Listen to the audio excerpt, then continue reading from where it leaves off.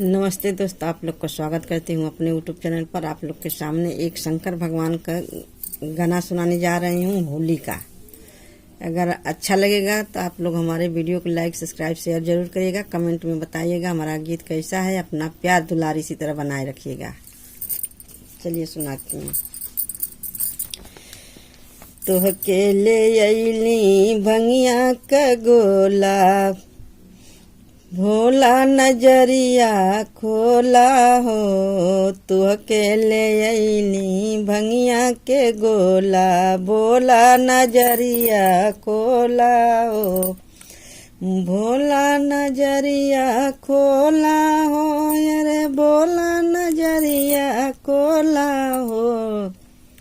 तोहके ले अइली भंगिया का गोला, भोला नजरिया खोला हो। खोला त तीसरा नजर जिनी खोला, खोला त तीसरा नजर जिनी खोला। बरसेला जैसे सोला हो, अरे बरसेला जैसे सोला हो। तुहके ले अइली भंगिया का गोला, भोला नजरिया खोला हो। तुहके ले अइली भांगी का गोला, भोला नजरिया खोला हो। सुनी की रोज धतूरा तू खाला, सुनी की रोज भतूरा ही खाला। तुहके नशा न होला हो, अरे तुहके नशा न होला हो। गंगा न होइले से का होला, केहू के गंगा नहैले से का होला। ये कहू भेदवा खोला हो, गंगा नहैले से का होला। ये कहू भेदवा खोला हो।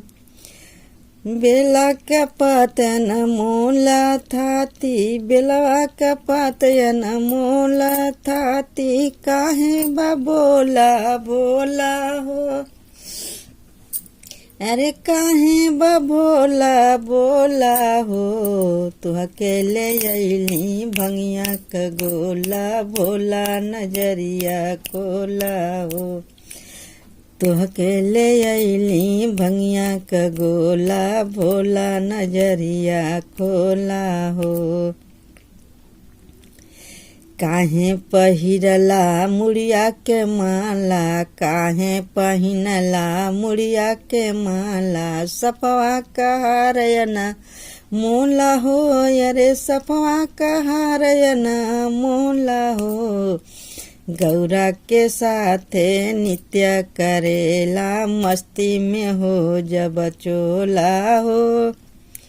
गौरा के साथे नित्य करेला, मस्ती में हो जब चोला हो। तुहके ले अइली भंगिया का गोला, भोला नजरिया खोला हो। तुहके ले अइली भंगिया का गोला, भोला नजरिया खोला हो। कैलाश भी छोड़ा, काशी भी छोड़ा, कैलाश भी छोड़ा, काशी भी छोड़ा। नंदी सवार होई डोला हो, अरे नंदी सवार होई डोला हो। तुहके ले अइली भंगिया का गोला, भोला नजरिया खोला हो। तुहके ले अइली भंगिया का गोला, भोला नजरिया खोला हो। गौआ गेवार सब तुहके पुकारे, गौआ जवार सब तुहके पुकारे। हमहू गरीब के टोला हो, अरे हमहू गरीब के टोला हो। तुहके ले अइली भंगिया का गोला, भोला नजरिया खोला हो। तुह के ले अली भंगिया का गोला, भोला नजरिया खोला हो, खोला त खोला तीसर नजर जनी खोला, खोला त तीसरा नजर जनी खोला, बरसेला जैसे सोला हो, अरे बरसेला जैसे सोला हो, बोला बरसेला जैसे सोला हो। तोहके ले अइली भंगिया क गोला, भोला नजरिया खोला हो।